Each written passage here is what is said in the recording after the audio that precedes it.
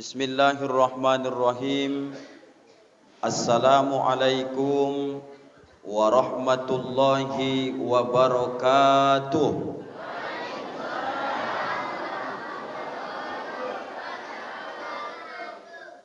Bismillah walhamdulillah summa salatu wassalamu ala rasulillah wa ala alihi wa sahbihi wa mawala. Ashhadu an la ilaha illallah wahdahu la syarika lah wa ashhadu anna Muhammadan abduhu wa rasuluhu la nabiyya ba'da.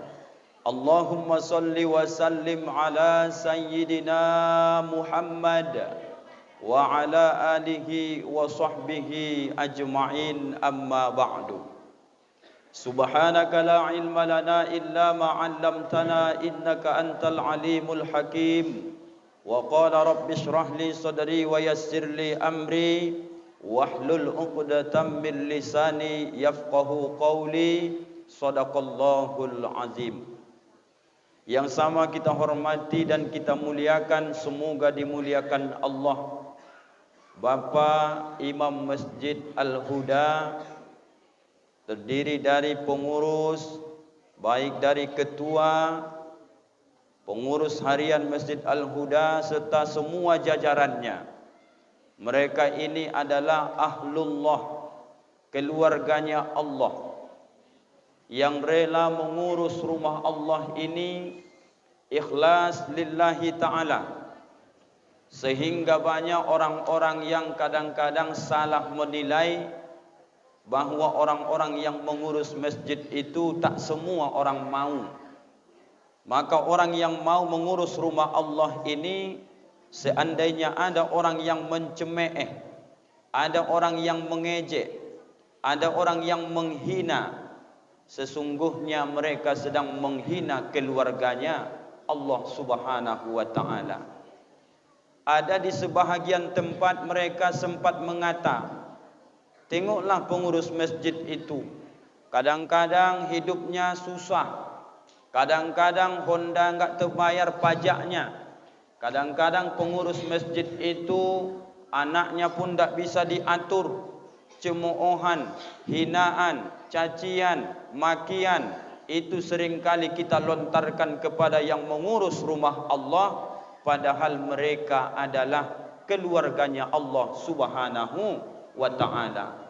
Kita doakan Bapak Ibu, semoga orang-orang tua kita ini yang masih mau berkenan mengurus rumah Allah, wabil khusus Masjid Al-Huda ini, semoga Allah barakahi hidup mereka. Amin.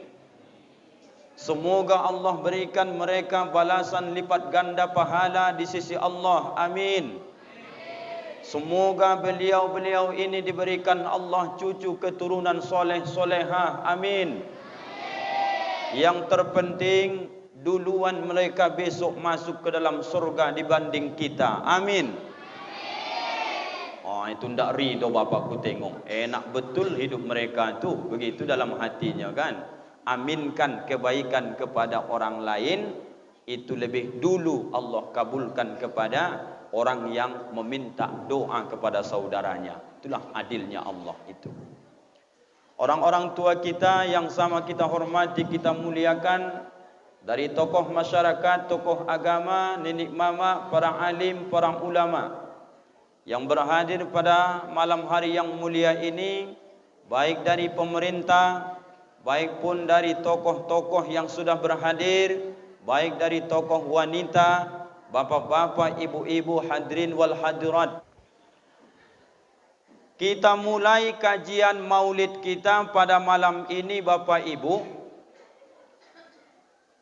di saat Rasulullah sallallahu alaihi wasallam berumur di dalam kandungan Ibunda Siti Aminah, Ibunda Rasulullah, maka turunlah malaikat Jibril mengkhabarkan serta mengajarkan satu buah doa. Yang doa ini kalau nanti dibaca, diucapkan selama hamil, insya Allah dia tidak akan merasakan perihnya mengandung dan sampai nanti melahirkan. Dan kita uji malam hari ini, kalau ada ibu-ibu yang dapat doa ini, kita berikan hadiah duit. Berapa jumlahnya Ustadz? Rahasia negara. Tapi jelas ada Ustadz, ada. Dari mana duitnya? Dari Ustadz pribadi.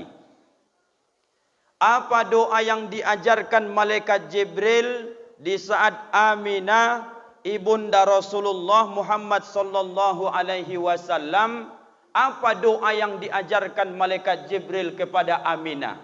Aminah, baca-baca doa ini. Janin yang dikandungmu adalah sebagai nabi dan rasul akhir zaman, sehingga dia tidak akan membuat engkau susah sampai nanti engkau melahirkan ke dunia.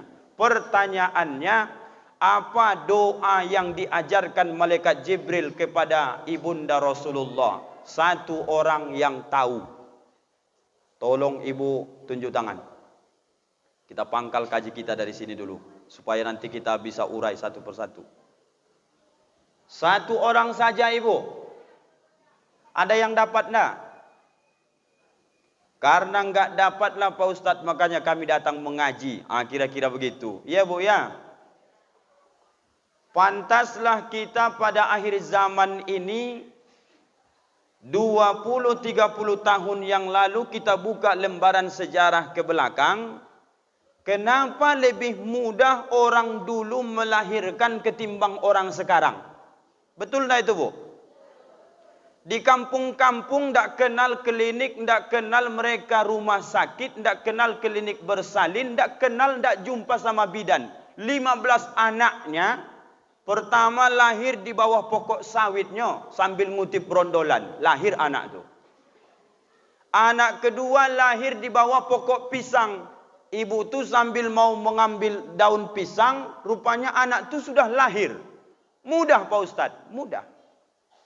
Ada sebuah ibu tu bertani, lagi mengacau-ngacau lumpur untuk nanam padi, lahir anak di situ. Pertanyaannya, Ustadz ini kira-kira mengada-ada atau tidak? Tidak. Di kampung kita begitu kejadiannya Bapak Ibu. Kampung kita kurang lebih 16 km dari perkotaan. Di kampung kita tidak kenal orang bidan. Yang dulu sekali sebulan masuk mentari namanya. Kalau di sini namanya menteri. Tapi kalau dibilang menteri dipikir orang di Jakarta sana. Kalau bahasa kami orang Medan, mentari sekali sebulan datang. Apapun penyakitnya, itu juga obatnya. Bapak sakit gigi? Ya, ini obatnya. Bapak ngapain lagi nih? Sakit kaki, itu juga obatnya. Tapi sembuh, itu pula anehnya. Panen raya mentari waktu dulu sekali sebulan masuk kampung tuh. Apa maknanya? Mungkin sejarah ini, dulu orang peringati maulid Nabi tidak pernah. Dulu peringatan Isra Mi'raj tidak bisa hadir. Kenapa Pak Ustadz? Bukan karena mereka menganggap maulid Isra Mi'raj bid'ah macam orang sekarang. Tapi zaman dulu karena susah hidup di hutan belantara. Termasuk orang tua saya. Tapi ketika kita tanya doa ini, dari mana ayah dapat? Dari mana mak dapat doa yang diajarkan Jibril kepada Ibunda Aminah? Dulu ketika kami mengaji alif bata belum ada Iqra. Rupanya guru ngaji sudah mengajarkan ke anak-anak. Mana tahu panjang umur kalian besok nak, dewasa kalian, berumah tangga kalian. Mudah-mudahan kalian besok dapat rezeki titipan anak. Baca-baca doa ini, kata guru ngaji. Pertanyaannya, kenapa orang sekarang Pak Ustadz sikit-sikit mau lahir anak harus operasi? Sikit-sikit mau lahir anak harus larikan ke klinik. Apa tidak bisa dia melahirkan sendiri? Jawabnya, mungkin amal ini yang dilupakan berpuluh tahun memperingati maulid Nabi. Karena terlalu tinggi kajian itu kadang-kadang lupa guru kita menyampaikan kaji yang rendah ini. Siap ibu mengamalkannya kalau kita kasih amalannya? Siap tak ibu? Bapak-bapak siap tak mengingatkan ibu besok ketika ibu ni mohon maaf berdua badan, sudah berumur mungkin 4-5 bulan kandungan, siap tak bapak mendidik, mengisyaratkan, mengajarkan, mengingatkan doa ini kepada istri? Istri di belakang berbisik, aku dah tua Pak Ustaz, tak mungkin punya anak lagi. Buat apa aku baca doa ini? Ibu punya anak, besok ajarkan ke anak. Atau nenek-nenek berpikir, aku tak hamil lagi Pak Ustaz, apa cara? Ke cucu besok kan bisa diajarkan. Bapak berpikir, aku Pak Ustaz kan tak hamil, aku kan tak mengandung. Buat apa doa ini? Bapak kan berbini, ajarkan ke istri. Ibu, doanya singkat. Apa kata malaikat Jibril? U'izuhu bil wahid. Coba ibu ikuti dulu. U'izuhu bil wahid min kulli syarri hasid. U'izuhu bil wahid. Aku berlindung kepadanya bil wahid dengan yang satu, artinya berlindung kepada Allah. Min kulli syarri hasid, daripada tiap-tiap keburukan kejelekan si pendengki. Udah hafal ibu doanya? Itu saja doanya.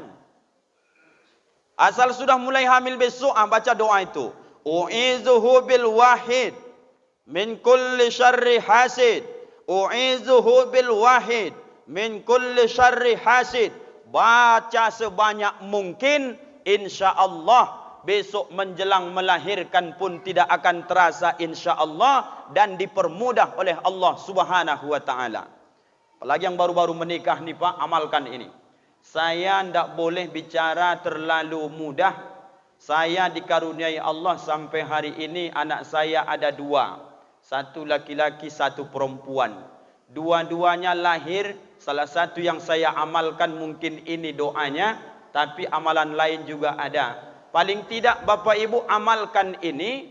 Saya tidak boleh mengata malam ni 2 anak saya itu lahir, istri saya itu saya tengok seolah-olah macam buang ingusnya Pak. Tapi kalau itu bahasanya terlalu ringan kedengaran, ya Pak. Anak pertama lahir di Kota Lama, dulu saya masih di Ujung Batu. Begitu saya sampai jumpa kami. Macam mana? Udah mau lahir saya bilang. Iya bang, udah mau lahir katanya. Tak lama habis itu lahir anak itu Pak. Anak kedua masih makan apa kami depan Masjid At-Taqwa itu, martabak Mesir. Naik Honda pula. Udah mau lahir anak ni kayaknya bang katanya. Lahirkanlah saya bilang. Mana bisa sini katanya. Saya bawa ke Ujung Batu Timur, sampai sana tak lama lahir dia Pak. Kenapa orang Pak Ustadz baru saja mau lahir, baru heboh cari kiri kanan. Kadang disuruh ke bidan, buka 1, buka 2. Tidak juga, balik ke rumah. Bingung. Saya sampai detik ini mudah-mudahan dipermudah Allah. Amalannya salah satunya ini mungkin bisa kita bagikan ke kawan-kawan.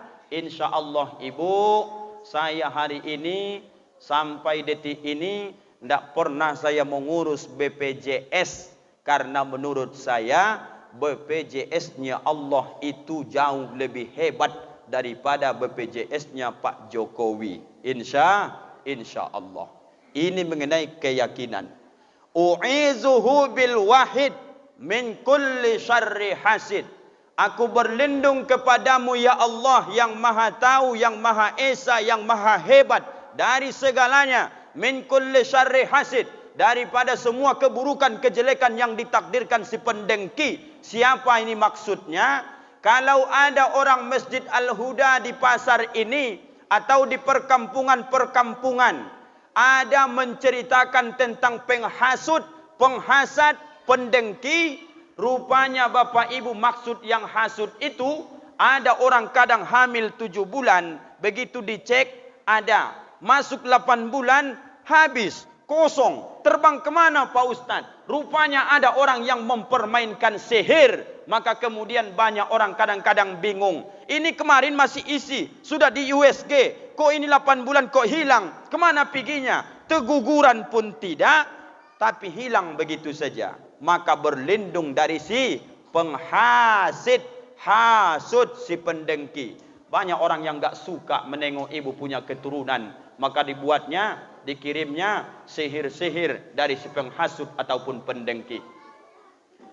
Rasulullah sallallahu alaihi wasallam, Bapak Ibu, pernah suatu ketika mereka ini dijamu seorang Yahudi.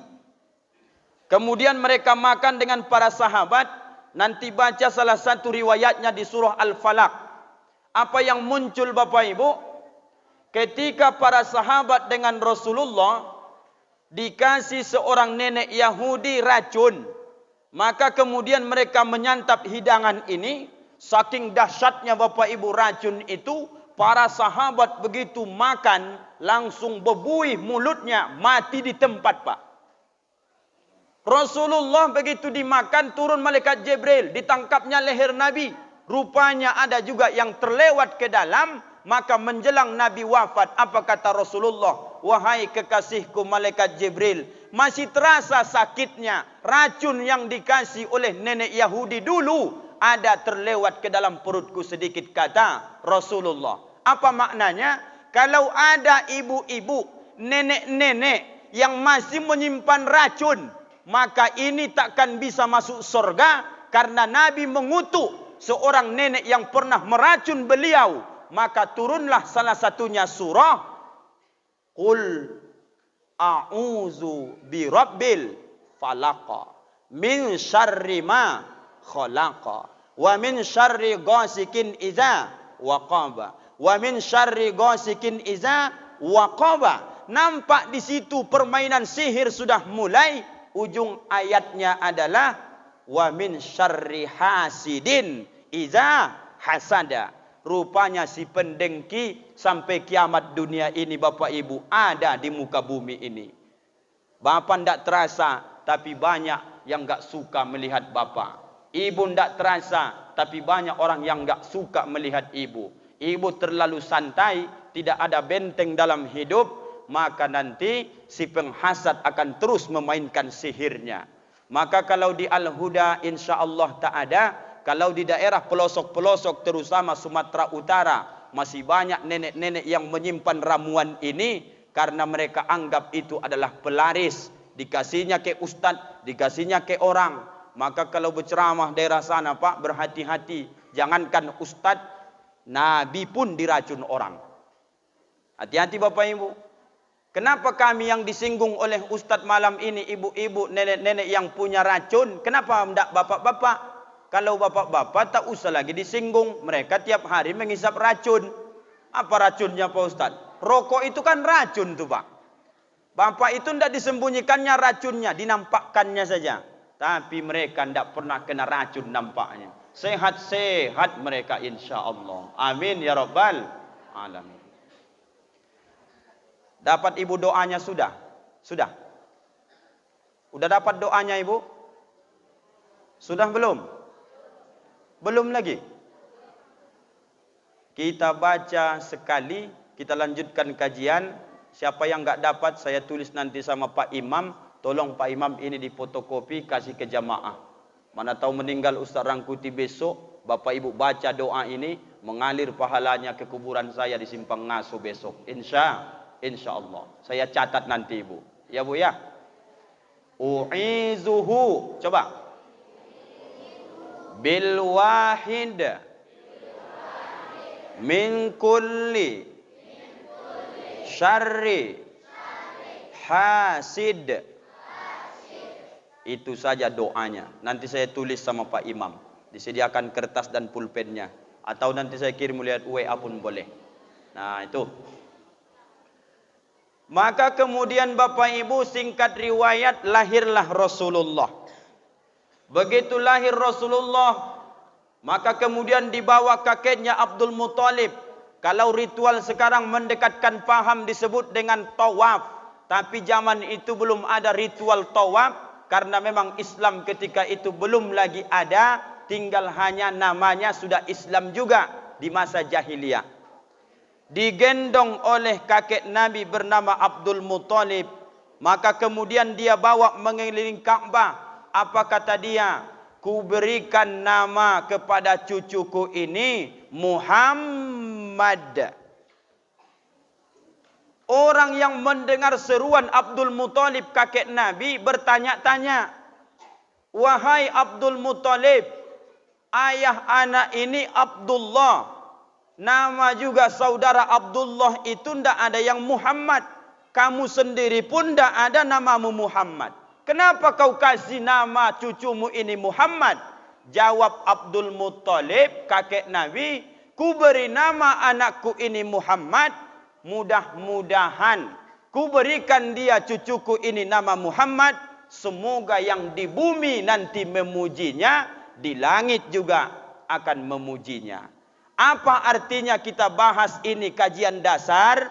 Bahwa rupanya semenjak itu maka dilanjutkan oleh Rasulullah, salah satu kewajiban orang tua memberikan nama yang baik kepada anak-anaknya. Memberikan nama yang baik kepada anak-anaknya, ini tugas kita nih Bapak Ibu sebagai orang tua. Jangan sembarangan memberikan nama anak. Karena salah satu alasannya nama itu menjadi doa Pak.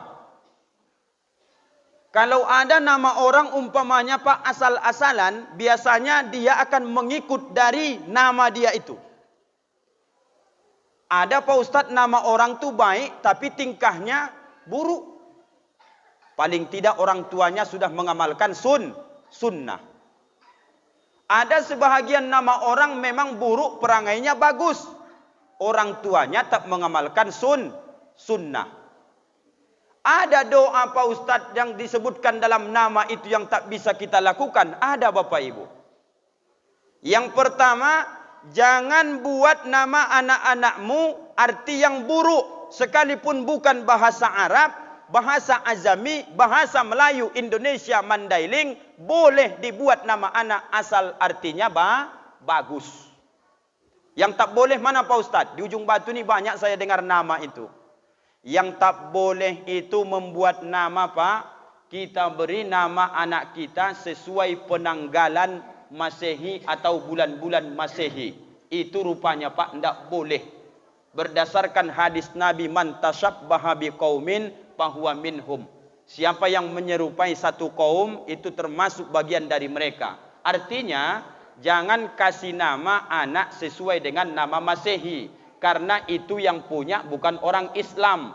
Yang punya itu dulunya orang Romawi, dilanjutkan oleh orang-orang Masehi, Yahudi, Nasrani. Lahir anak Januari, dibuatnya namanya Januardi. Mulai malam ni Pak, ganti nama itu. Jangan buat. Kalau Februari lahir Pak Ustadz, buat nama anak itu Febriani. Ganti. Jangan ikut-ikut nama-nama Masehi. Kalau Agustus Pak Ustadz, Agusman, Agusmar, ganti kalau bisa. Ada pula nama Ustadz kita Agusman Pak Ustadz, apa jaro? Besok ku sampaikan sama dia. Nama anak bapak siapa? Camry. Ada di Ngaso kawan kita. Kenapa lah dikasih nama Camry? Itu kan nama mobil Toyota itu. Ayah kami dulu polisi Pak Ustadz. Camry itu singkatan. Kepanjangannya apa kita tanya? Kemerdekaan Republik Indonesia. Rupanya itu artinya. Bagus Pak Ustadz? Baguslah kemerdekaan. Ada nama orang memang dia kedengaran bagus. Artinya tak bagus. Dibuatnya namanya si Tony. Bagus Pak Ustadz Tony itu. Sekilas bagus. Nama panjang anak ibu yang bernama Tony itu siapa? Begitu menikah dibacakan namanya. Rupanya namanya diambil dari Al-Quran. Nama panjangnya siapa Pak Ustadz? Syaitoni. Setan artinya itu Pak. Ada nama di sini si Tony Pak? Tidak ada kan? Aku mohon izin lah. Kalau ada namanya si Tony tadi, tidak itu maksud saya Pak. Terkadang kita selalu mengatakan kalau bahasa Arab, bahasa Quran semua baik artinya. Belum tentu Pak. Maka orang-orang yang sudah mengaji berubah cara fikir. bagaimana Rasulullah dikasih kakeknya nama yang baik, begitu Abdul Muthalib kasih nama Muhammad, doanya supaya dipuji sekalian manusia dan dipuji penduduk langit. Hari ini banyak orang yang membuat nama anaknya asal-asalan. Jumpa saya di Batang Toru di Sumatera Utara, Pak. Nama anak itu si Caroco. Apa arti Caroco itu, Pak Ustaz? Corong. Dah semandailing tu, Pak. Corong itu kalau dimasukkan air dari atas, tentulah bocor ke bawah. Iya, no, Pak? Rupanya setelah dikasih anak ni si Caroco, orang tua ni makin sulit saja. Kenapa? Rupanya Caroco ini doa. Seperti apa diambil nanti rezeki banyak, habis begitu saja. Menghabiskan saja kerjaan anak ni. Ganti nama itu tidak bagus. Boleh Pak Ustadz kita menggabungkan nama suami dan istri? Boleh. Ada kawan saya di ujung Batu Sosa, nama beliau Tamatan Mustofawiyah, seangkatan dengan saya. Nama beliau si Hamdi, nama istrinya si Hani. Dibuatlah nama anak ini, diambil sikit pangkalnya, diambil juga ujung dari biniknya. Maka dibuatnya Hamdi tadi dengan Hani, digabungkannya juga menjadi My Hani. Sayangku. Bagus enggak? Bagus. Aku namaku Pak Ustadz Basyaruddin, nama istriku si Komaria. Boleh Pak Ustadz? Boleh. Cuman nanti kesannya enggak bagus. Kalau suami Basyaruddin, istrinya Komaria, tentu nama anaknya Baskom. Itu pula nanti. Tidak bagus juga, Pak. Basyaruddin, Komaria, Baskom. Kan begitu tuh. Tapi boleh, Bapak Ibu dalam Islam. Jangan salah. Boleh. Nama Ustadz siapa? Inilah masalahnya. Untunglah mau Pak Haji menyebutkan syah putranya. Jadi jamaah agak tenang hatinya sikit. Kalau seandainya Pak Haji tadi tidak menyebutkan syah putranya, beliau hanya menyebutkan Ustadz yang berceramah malam ini memperingati maulid adalah Ustadz Joni Rangkuti SKM. Jamaah tu berpikir, bisa pula lah Ustadz tu nanti ceramah padahal dia orang barat sana. Kan begitu kira-kira. Jangan-jangan Ustadz ni tak Islam tanda ni. Berpikir jamaah tu. Tapi karena dipermak sikit pakai syah putra, seolah-olah elok, baguslah kedengaran. Iya Bapak Ibu. Ditambah lagi gelarnya pula SKM, Sarjana Kesehatan Masyarakat. Makin hancurlah. Tidak yakin jamaah itu kaji itu sebenarnya.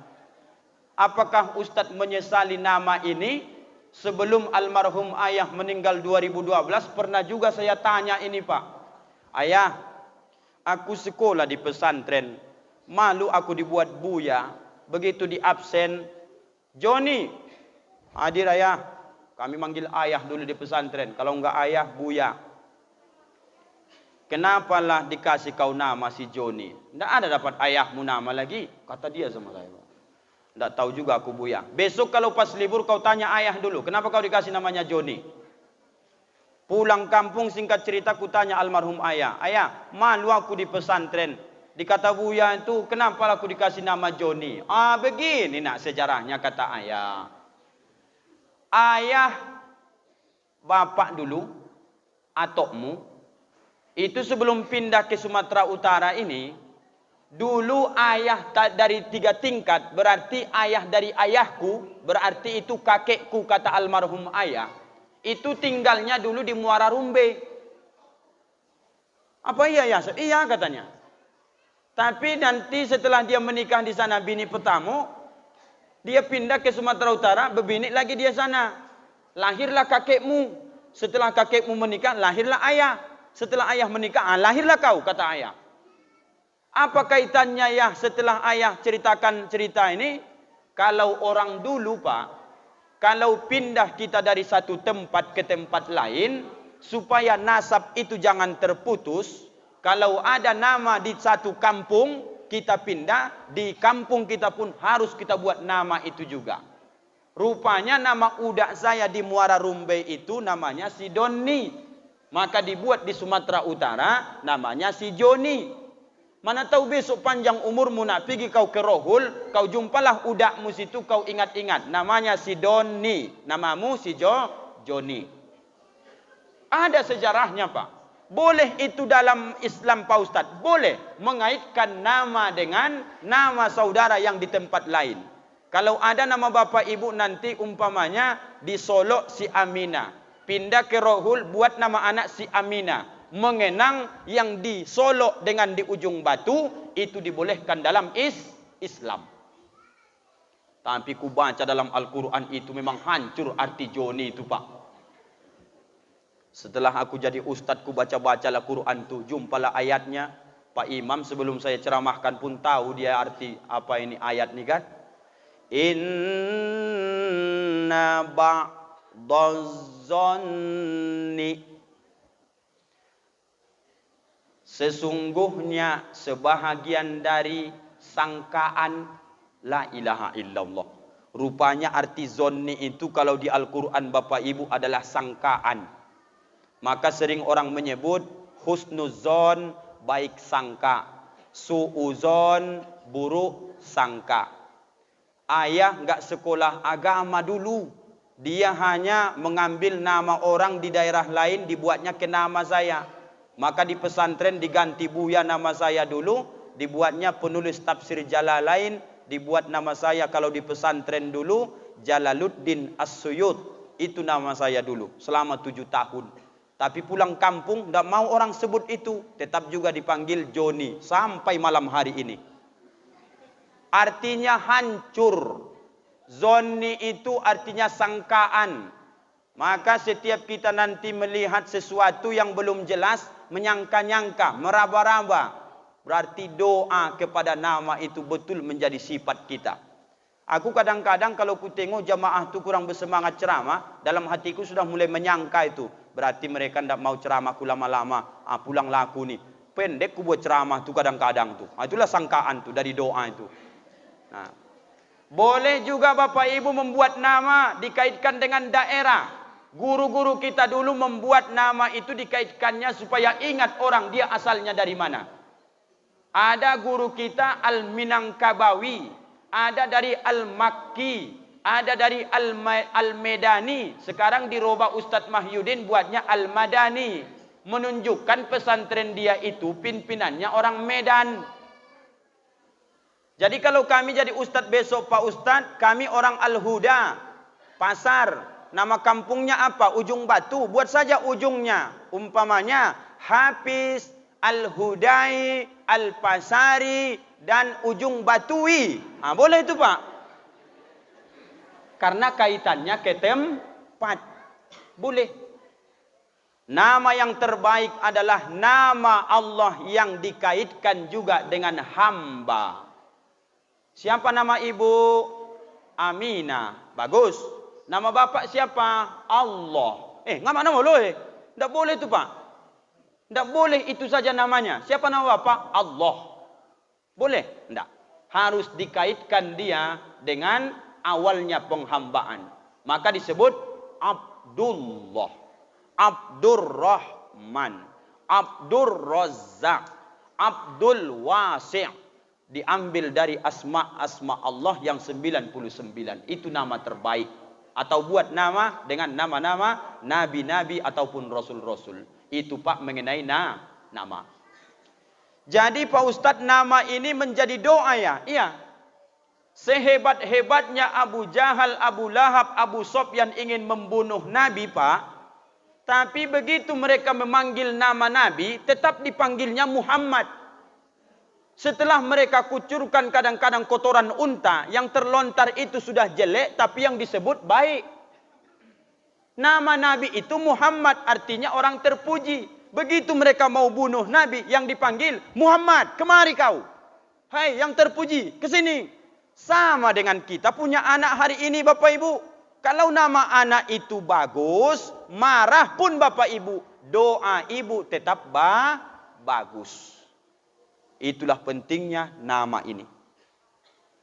Bagaimana sunnahnya masalah nama ini Pak Ustadz? Kalau dibaca dalam hadis Nabi riwayat Imam Abu Daud itu Pak, salah satunya yang menjadi perbincangan di masyarakat kita mumpung kita mengkaji maulid, anak itu tergadai dengan akikahnya. Dibahasakan dalam hadis itu disebut dengan al-gulamu. Anak itu tergadai dengan akikahnya. Kalau pendapat Imam Ahmad bin Hanbal itu Bapak Ibu, seandainya ada anak belum akil balik, tidak diakikahi, meninggal dunia, maka besok ayah ibunya tidak bisa anak itu memberikan syafaat atau bantuan kepadanya.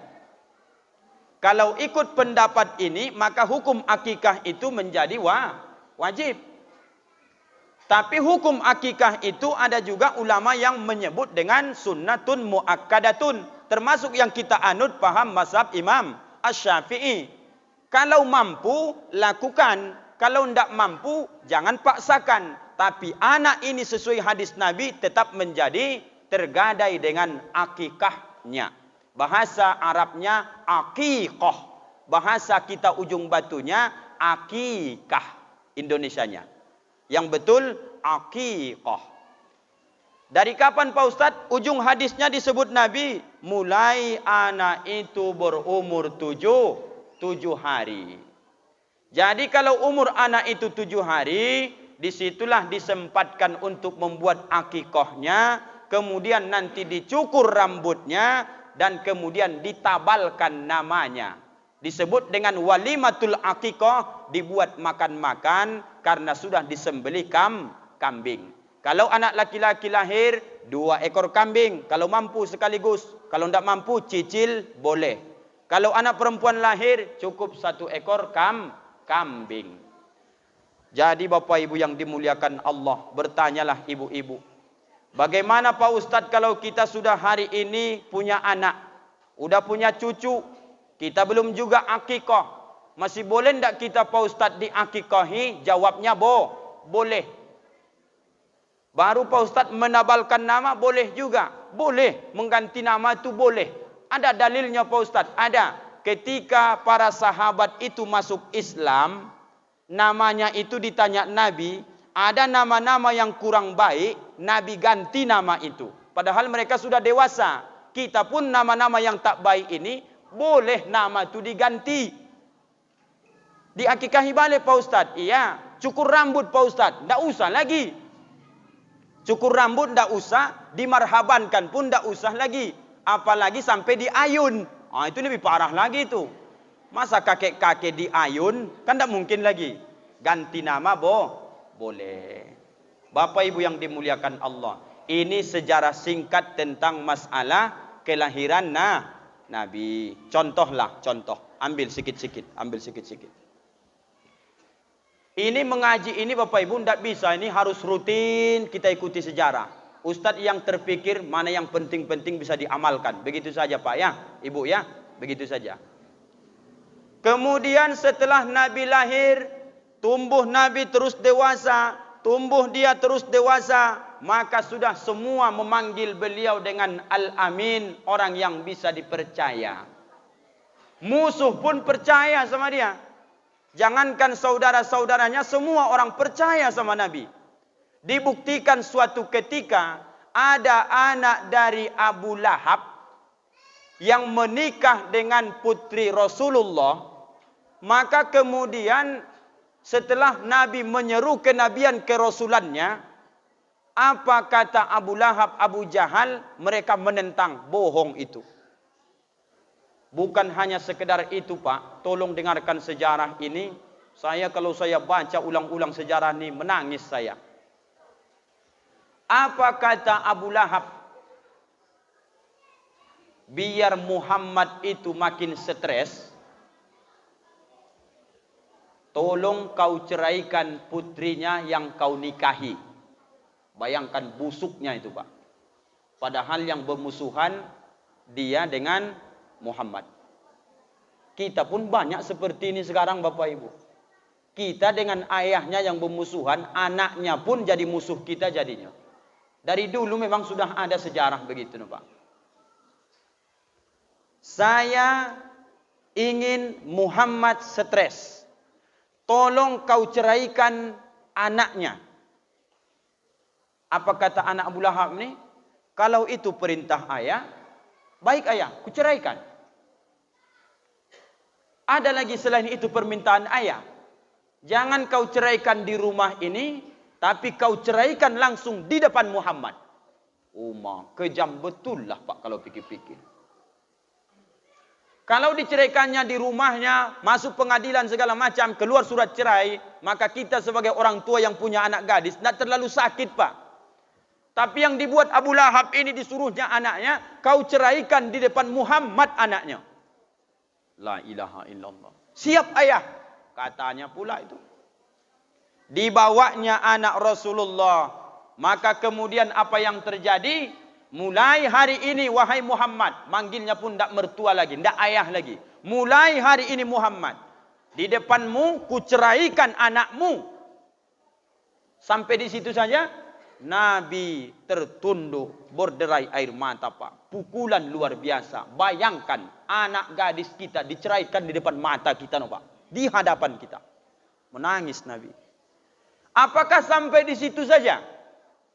Demi Allah Pak, setelah dia ceraikan di depan Rasulullah, anak gadis Rasulullah yang beristrikan tadi kepada anak Abu Lahab, kemudian sebelum dia pergi, diludahinya wajah Nabi kita Pak. Baca sejarah sirah Nabawiyah itu. La ilaha illallah.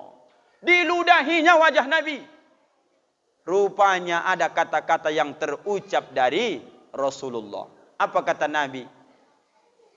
Mudah-mudahan engkau dimakan, diterkam dan dicabik-cabik dari anjing neraka. Keluar dari ucapan Nabi. Kalau hanya sekedar kau ceraikan di depanku, mungkin kita Pak ini belum lagi, masih bisa ditahan sakitnya. Tapi ketika sudah anak diceraikan, diludahinya pula muka kita. Rupanya Rasul pun ketika itu tidak bisa juga dimaafkan Pak. Pulanglah anak ini mengadu kepada Abu Lahab. Ayah, ya, sudah kuceraikan tadi anak Muhammad. Apa katanya? Diam saja dia ya. Nggak ada dia ngomong apa-apa. Tapi setelah kuludahi wajahnya, ada ucapan yang keluar dari lisan Muhammad itu, wahai ayah. Apa yang dia bilang? Mudah-mudahan engkau dimakan, dicabik oleh anjing dari neraka. Apa kata Abu Jahal, Abu Lahab yang mendengar ucapan itu Pak? Demi Lata Uzza, ucapan Muhammad itu nak benar. Bayangkan tu Pak. Abu Jahal, Abu Lahab pun mengakuinya. Sebenarnya Muhammad itu Al-Amin, tak pernah bohong. Tapi ingkar hatinya karena tak ingin mereka itu sebagai pemuka waktu itu. Kalau mengakui Muhammad sebagai Nabi dan Rasul, maka turunlah levelnya. Maka orang-orang yang hari ini tidak mau dia mendapat saingan, orang lain lebih baik dari dia, tapi tidak mau juga dia. Itu sama dengan sudah dicontohkan Abu Jahal, Abu Lahab tu Pak dari dulu tu Pak. Mana pula anak dari kemarin tu bisa? Mana pula anak dari kemarin tu bisa menjadi pemimpin? Mana bisa? Ini kami yang berkuasa nih. Oh, dari dulu rupanya ada sejarah nih Pak. Kalau saya baca sejarah itu, tega betul lah dia meludah wajah Nabi yang sangat kita cintai. Tidak pernah berjumpa dengan kita. Sejarahnya saja pun luar biasa Rasulullah Muhammad sallallahu alaihi wasallam. Bapak Ibu, pegang sejarah ini baik-baik. Dari dulu pun sudah banyak orang yang tidak suka terhadap kebaikan.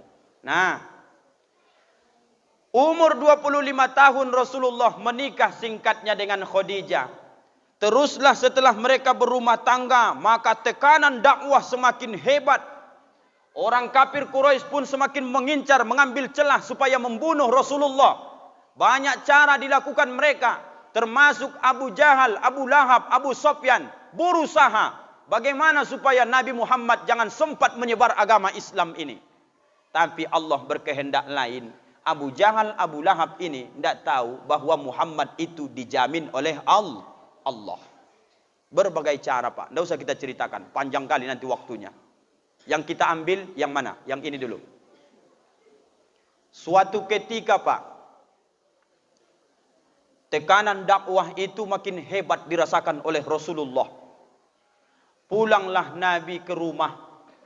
Maka kemudian setelah sampai di rumah, diucapkan Rasul salam, dijawab oleh istri beliau Khadijah. Maka kemudian Khadijah kebiasaannya menyalam tangan Rasulullah, kemudian menciumnya. Ibu-ibu kalau pulang bapak ke rumah, ibu amalkan tak ini? Mencium tangan suami. Dan anehnya akhir zaman ini cara orang mencium tangan ayah, ibu, suami sekalipun, ada anak-anak begitu menyalam kita mau berangkat sekolah, ditaruhnya ke keningnya. Tak siapa yang dia ikuti itu. Ada anak-anak tu menyalam kita, ditaruhnya ke pipinya. Ada yang ke ubun-ubunnya. Sebenarnya yang disuruh menyalam itu seperti apa Pak Ustadz? Yang dicontohkan oleh Nabi, kalau Nabi bersalaman tidak pakai cium, maka Nabi tidak pernah duluan melepas tangannya. Jadi kalau ada bapak-bapak ni yang saling bersalaman habis solat, jangan langsung bapak nanti menarik tangan bapak sebelum duluan kawan bapak itu menarik. Jadi kalau enggak ada saling melepaskan, apa cara Pak Ustaz? Kasih kode sikit, agak gelitiki dalamnya, keluar tu nanti itu. Salam. Nabi tidak pernah menarik tangannya duluan. Kalau disalam beliau itu, maka diajarkan mencium tangan wahai anak-anakku, orang tuaku, bapak-bapakku. Tolong kita amalkan sunnah Nabi dalam rangka memperingati maulid Nabi. Kalau mencium tangan orang tua, ibu mencium tangan suami, tolong hirup, cium, dekatkan tangan suami ke hidung, dekatkan tangan ayah ibu ke hidung. Dicium Pak, dicium. Macam mana menciumnya Pak Ustaz? Orang dia kerjanya motong ayam di pasar, bau lah Pak Ustaz. Disitulah keberkahan itu. Kalau orang Suruh Gading menakik getahnya kerja, bau busuk Pak Ustaz. Apa cara? Cium. Hirup dulu. Anak-anak kalau mengamalkan ini, pasti makin rajin kau belajar. Karena kalau ayahmu tukang penakik getah, pergi kau sekolah, masih terbayang-bayang wanginya tadi getah itu, biar kau berpikir susahnya ayah cari duit. Di situ ada keberkahan. Cium tangannya. Khadijah itu tidak mau berkata-kata memulai kalau dia nampak Nabi pulang. Maka hari itu entah kenapa Rasulullah ingin sekali bermanja-manja kepada Khadijah. Apa yang dilakukannya setelah Rasulullah duduk, kebiasaan Khadijah itu ibu-ibu, asal Nabi pulang berdakwah atau pulang lagi berikhtiar usaha menyampaikan dakwah, asal pulang ke rumah, disiapkan Khadijah selalu itu sapu tangan. Kalau orang Al-Huda apa bahasa sini? Sapu tangan. Tahu ibu sapu tangan?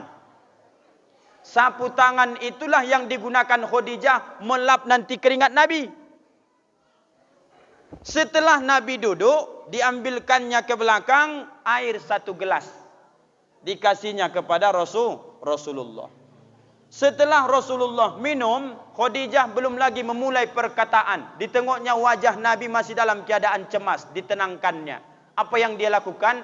Direntangkannya kakinya, kemudian Nabi menggolekkan badannya, meletakkan kepalanya yang mulia di atas pangkuan Khadijah radhiyallahu anha.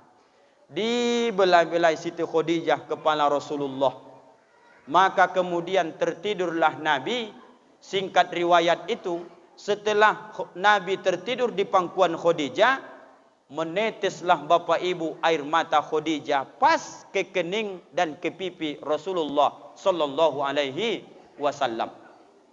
Sampai di sini kira-kira sebelum kita dengarkan jawaban Khadijah perbincangan dengan Rasulullah, ibu-ibu setelah sekian lama menikah dengan bapak, sudah pernah ibu memangku bapak di atas pangkuan ibu kalau dia pulang kerja? Sudah pernah belum? Bapak-bapak sudah pernah dibuat ibu kayak gitu Pak? Pulang bapak kerja manen sawit ataupun mungkin ngantar-ngantar barang di pasar, pulang ke rumah, datang istri, direntangkannya kakinya, golek bapak dulu ke pangkuan istri paling tidak 5 menit. Udah pernah bapak dapatkan tuh Pak? Belum lagi.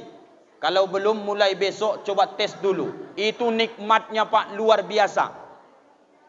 Kok bisa Pak Ustadz? Saya lakukan itu Pak demi Allah. Sering.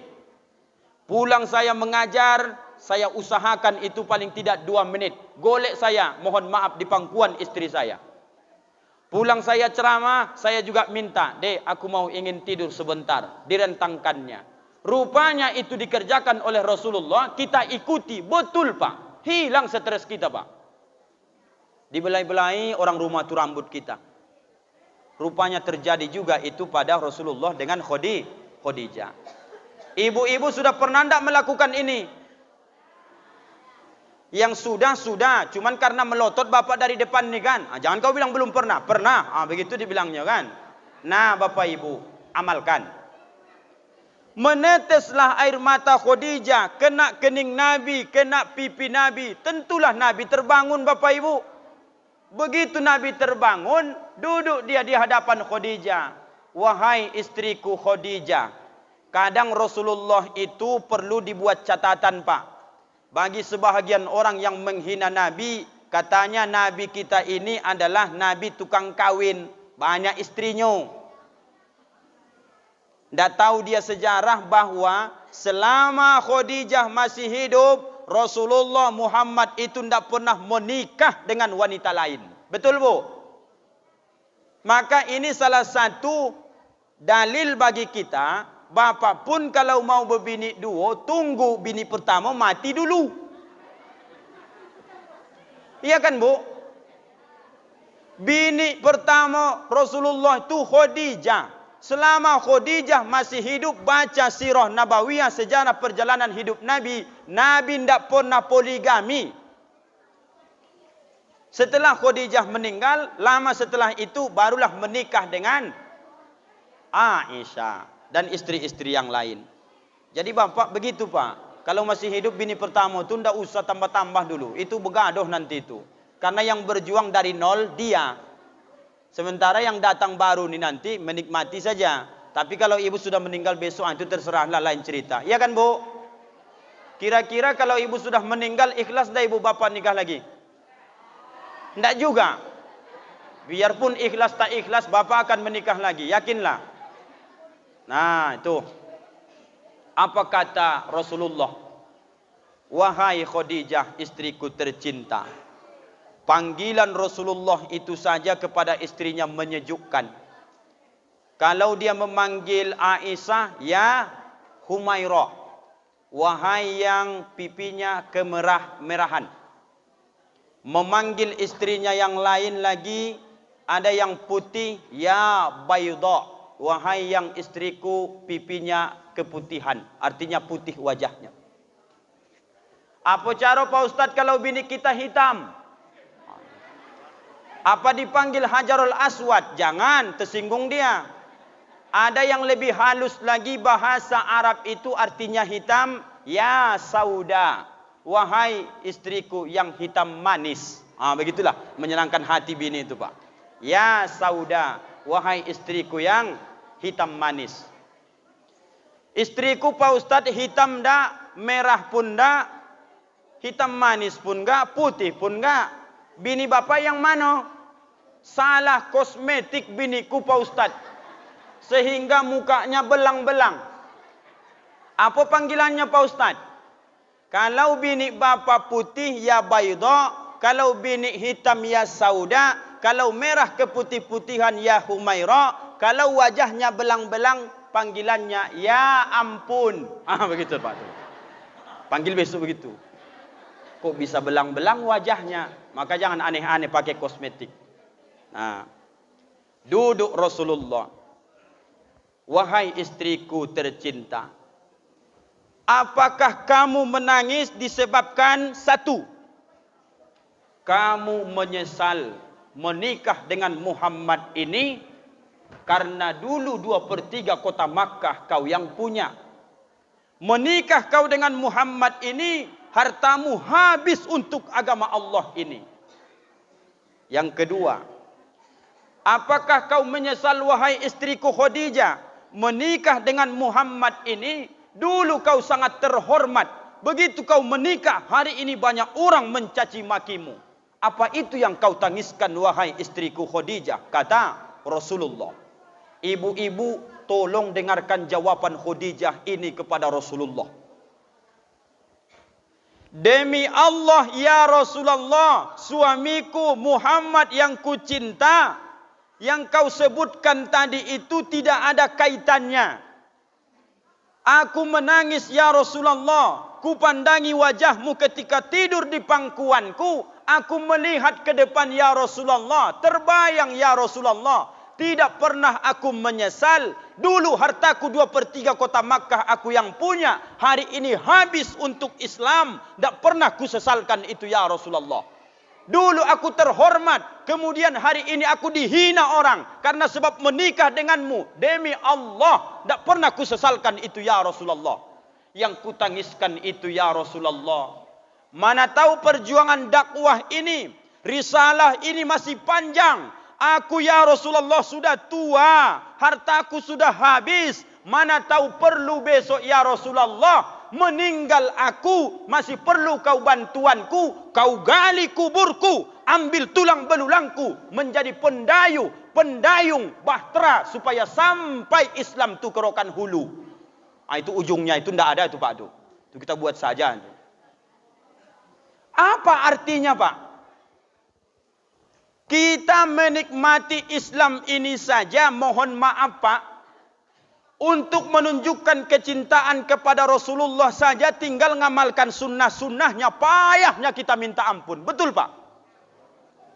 Ibu kalau peringatan Maulid Nabi, datang nanti panitia ke rumah mengutip dana. Kira-kira ibu ikhlas tidak memberikan dana itu?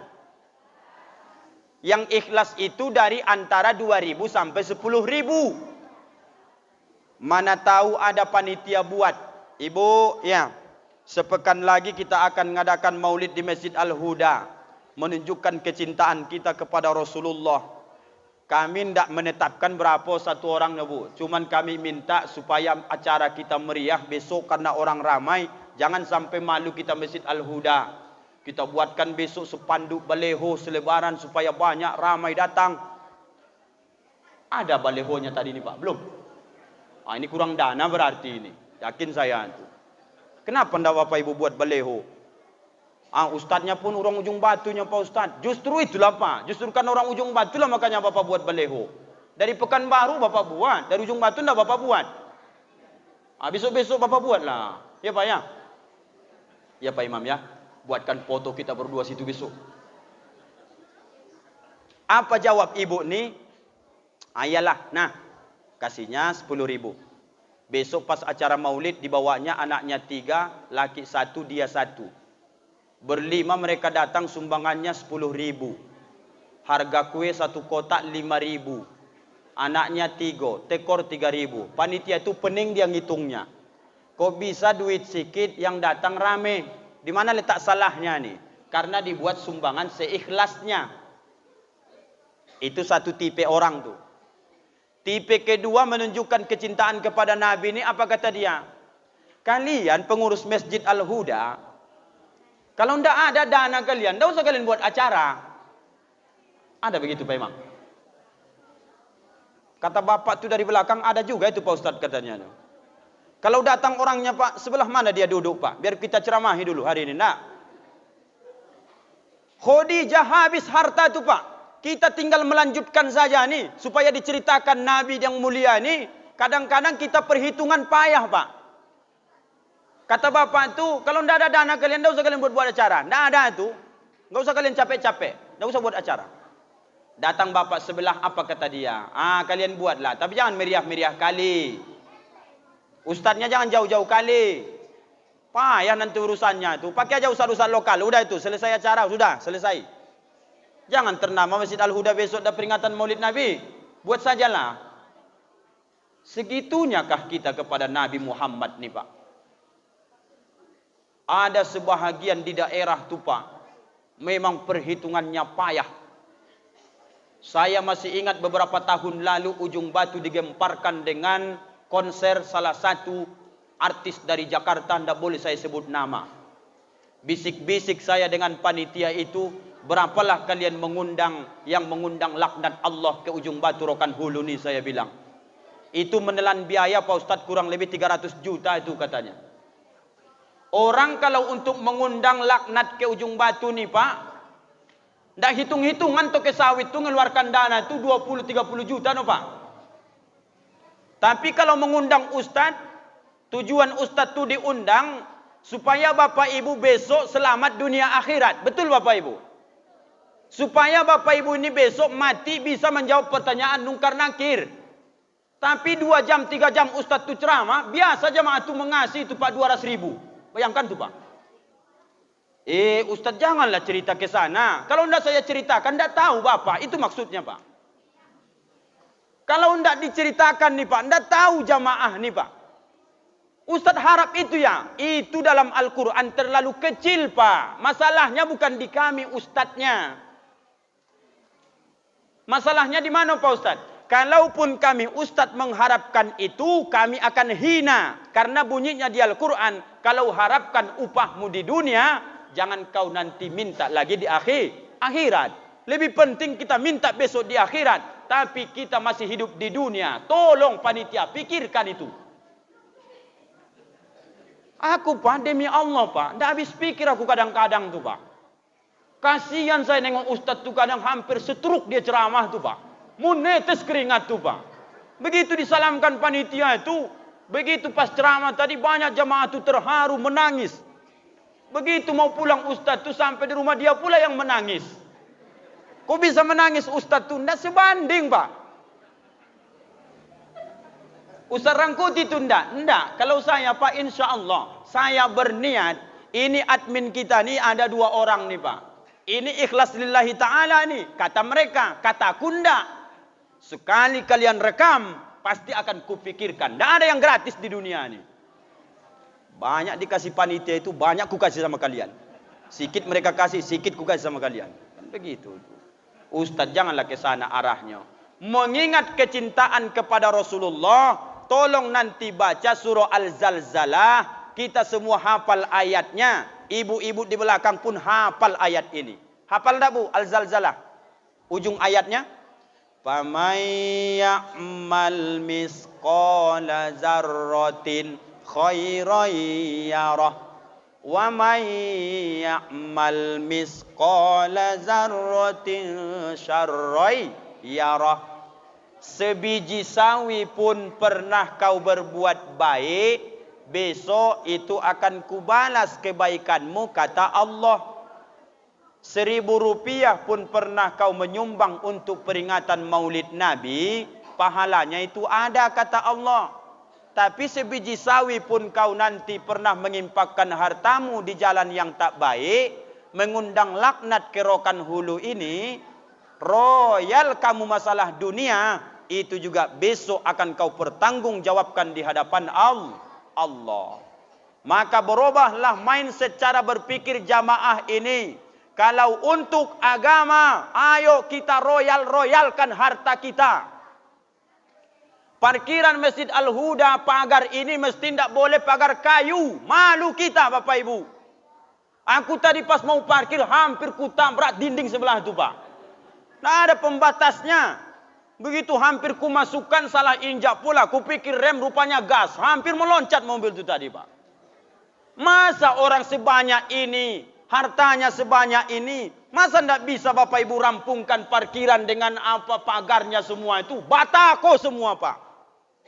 La ilaha illallah.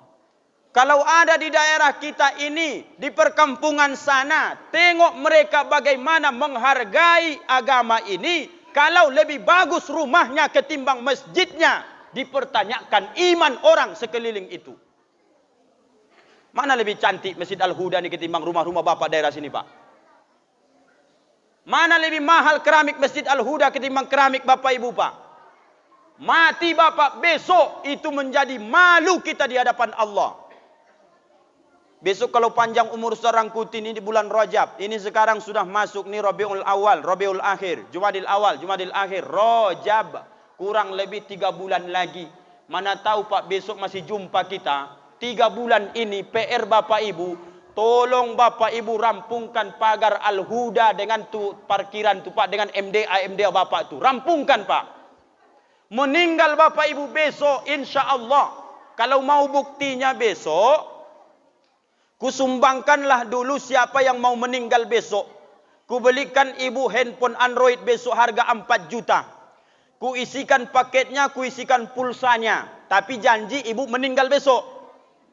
Tolong bawa handphone Android ini ke kubur bapak atau ibu di Simpang Ngaso. Begitu bapak ibu besok kami tinggalkan. Sore ibu dikubur jam 12 malam telpon Ustadz balik. Apa dibilangnya? Yakin tak kalau disampaikan malam ini kepada telinga-telinga umat manusia yang hidup ini, bahwa orang di Simpang Ngaso, orang di Petakur Atas, orang di Pematang Tebi, semua yang sudah kita hantarkan puluhan tahun bahkan ratusan tahun yang lalu, mereka juga menyesal ketika mereka mati memegang harta tidak sempat mereka infakkan. Ustaz jangan mengarang bebas nih. Enggak, berulang kaji kita kaji di surah Munafikun pertengahan ayat ke-10 itu. Makanya hampir berkeringat aku mengeluarkan ceramah nih, saking takutnya besok kita juga ikut berdoa seperti doa mereka itu. Apa kata mereka? Rabbi ya Tuhan, laula akhartani ila ajalin qarib. Bisakah kau tunda kematian ini? Kenapa kau menunda? Kenapa kau minta? Kenapa kau ingin hidup lagi? Kalau kata Allah, fa'as-saddaqa wa akum minas solihin. Aku ingin infakkan, sodakohkan semua hartaku ya Allah, supaya aku termasuk orang-orang yang soleh. Jawabnya adalah, kenapakah dia minta bersodakoh ketika di alam barzah? Karena yang pertama amal yang dinampakkan di alam barzah Bapak Ibu adalah pahala sodakoh. Di tempat lain anehnya, kalau ada pengurus masjid ajak bangun masjid, ajak bangun parkir masjid, apa kata jamaah tu? Belum lagi selesai teras, buat pagar lagi. Belum lagi selesai pagar, buat parkiran lagi, buat MDA lagi. Nggak siap-siap ku tengok nih, ada aja pengurus nih. Kalau ada panitia pembangunan masjid mengajak Bapak Ibu menyumbangkan harta bangun masjid, parkiran masjid, pagar masjid, MDA, asal namanya untuk nuansa keagamaan Islam ini, tolong Bapak Ibu lapangkan hati, Ibu lapangkan hati. Itu sama dengan pengurus sedang bercerita, wahai jamaah semua, jangan sampai kita menyesal besok kalau sudah mati baru infak sedekah. Karena masalahnya mumpung hidup, insya Allah kalau kita tanam sedikit pun, kata Nabi dalam hadisnya, man bana masjidan, siapa yang membangun masjid, apakah harus utuh satu masjid Pak Ustadz? Enggak. Bahasa hadisnya, biarpun hanya sebesar burung bertelur, banallahu lahu baitan fil jannah, dibangunkan Allah dia besok istana di dalam sorga. Itu pun kita caci maki juga panitia pengurus masjid itu kadang-kadang. Mereka sedang mengajak kita Pak, supaya jangan menyesal besok ketika kita sudah mati. Paling tidak Pak, yang mampu 1 sak semen sumbangkan Pak, yang mampu 2 sak semen sumbangkan Pak. Demi Allah besok kita akan menuai hasil yang kita lakukan sekarang ini. Itu selesai. Di berbagai tempat Pak aneh juga. Ini acara ini sebahagian dianggapnya seremonial. Saya pernah di Ujung Batu ini diundang ceramah, antara maghrib dengan isya itu datang hujan lebat. Waktu itu Ustadz Rangkuti ini belum punya mobil, miskin saya waktu itu Pak. Kenapa Ustadz ceritakan nih? Mau tahu terjadi sama Ustadz lain supaya jamaah itu berpikir Pak. Habis maghrib hujan lebat. Ditelepon panitia, Ustadz sudah berangkat? Belum Pak, hujan. Ustadz pakai mantel lah kata dia. Nggak pandai saya pakai mantel, aku bilang. Apa cara Pak Ustadz? Kita tunggulah reda, aku bilang. Nggak mungkin ku sebut di handphone nih kan Pak. Nggak ada jamaah itu yang punya mobil. Jemputlah Ustadz. Kan nggak mungkin Pak. Penting kali rupanya aku harus diundang sama mereka mengisi kajian tuh. Yang butuh aku atau mereka tuh? Kan mereka nih. Alhamdulillah memang Pak. Begitu azan Isya, rintik-rintiklah hujan tuh bisalah lewat. Aku mulai semenjak memang bisa pakai Honda Pak. Tidak pernah aku pandai pakai mantel. Tak kenapa tuh Pak. Tidak pernah aku pakai mantel. Makanya kalau ngaji ke daerah Terantam sana naik Honda dulu. Ku bawa baju ganti. Mana tahu di tengah jalan aku basah sehingga di musola ganti lagi balik. Sering kulakukan tuh Pak. Jadi kejadian ini Pak. Daerah Ujung Batu ini begitu. Habis solat Isya, singkat cerita, dipersilakan saya ceramah. Yang pertama kali saya sebutkan itulah Pak.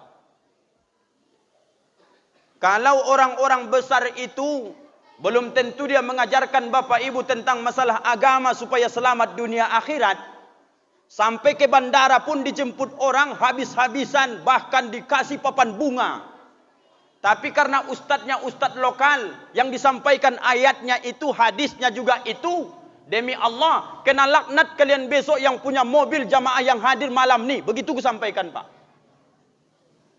Mentang-mentang mobil tu sore dicuci, masuk ke garasi, malamnya untuk jemput ustadz memperingati maulid Nabi. Sayang Pak Ustadz, mobil sudah dicuci tadi sore, joroklah balik Pak Ustadz, kan hujan malam ni.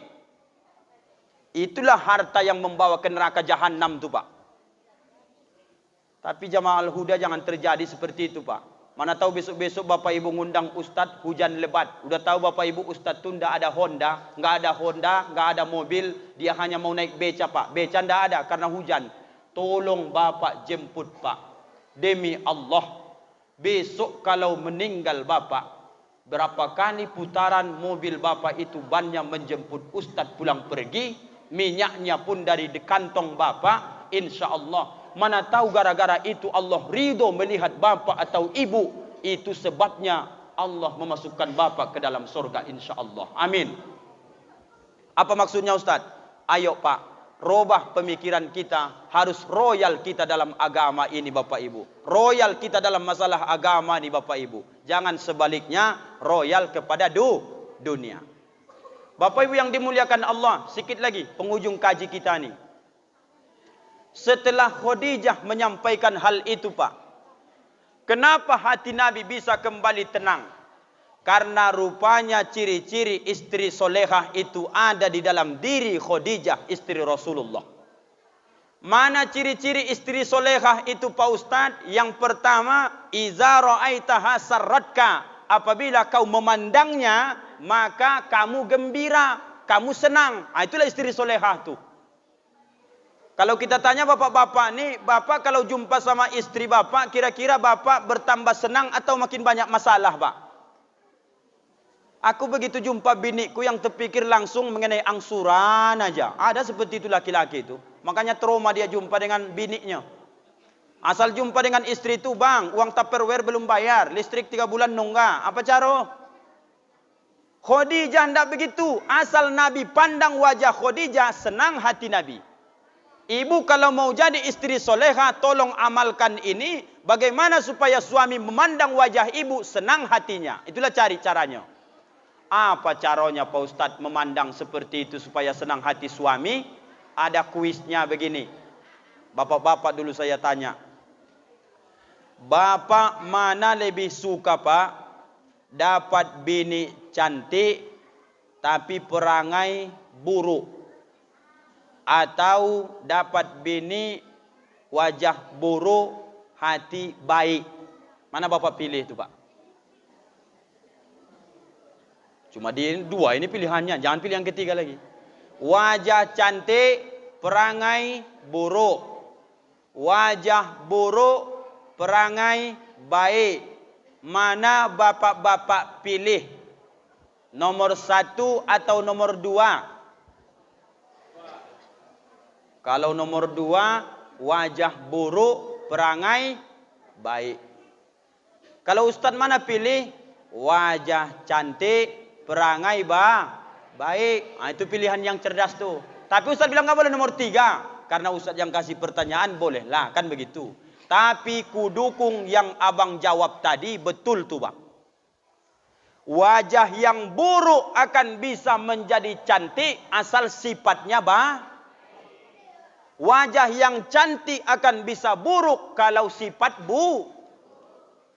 Ada bini itu kalau dipandang sekilas cantik Pak, elok. Tapi setiap berjumpa dengan kita wajahnya berkeriput macam jeruk purut dipijak gajah. Asal kita tengok Pak, suntuk kita nengoknya. Ada dapat bini seperti itu Bapak? Enggak. Asal kita tengok wajah bini ini, suntuk kita Pak. Yang nampak tulisannya di jidat dia itu adalah uang. Itu saja. Itu bukan istri solehah itu. Kalau ibu disuruh milih, mana ibu memilih suami yang buruk rupa, bagus perangai, atau yang bagus perangai, buruk rupa? Ayo. Oh, ditengoknya bapak dulu. Ini ku sebut enggak nih? Sebut saja, ini kan kaji nih. Kaji, supaya mengukur diri kita nih. Ibu pilih suami buruk rupa, bagus perangai, atau bagus perangai, buruk rupa. Mana ibu pilih? Oh, ada yang memilih biarlah wajah buruk Pak Ustadz, perangainya bagus. Daripada wajahnya bagus, perangai buruk. Kan makan hati juga kita. Tetap memilih nomor 3 kalau bisa. Ya kan Bu? Wajah bagus, perangai baik. Tapi ini kan Pak Ustadz dunia. Pasangan orang buruk pasti dengan baik. Pasangan yang kulit putih pasti kulit hitam. Pasangan yang kulit warna hitam pasti putih. Pasangan yang tinggi pendek. Pasangan langit bumi. Jauh dekat. Atas bawah. Kanan kiri. Maka ibu kalau putih kulit ibu siap-siap dijodohkan dengan yang hitam gelap. Itu biasa itu. Bapak yang putih kulitnya jarang tuh berjumpa dengan bini yang putih kulit.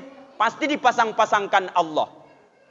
Kalau Ustadz dapat yang cemana? Saya dapat yang putih bening Bapak Ibu. Karena saya hitam. Itulah syukurnya. Kalau saya putih malam nih mungkin saja bini saya itu hitam legam tuh. Tapi syukurlah alhamdulillah. Semua itu baik.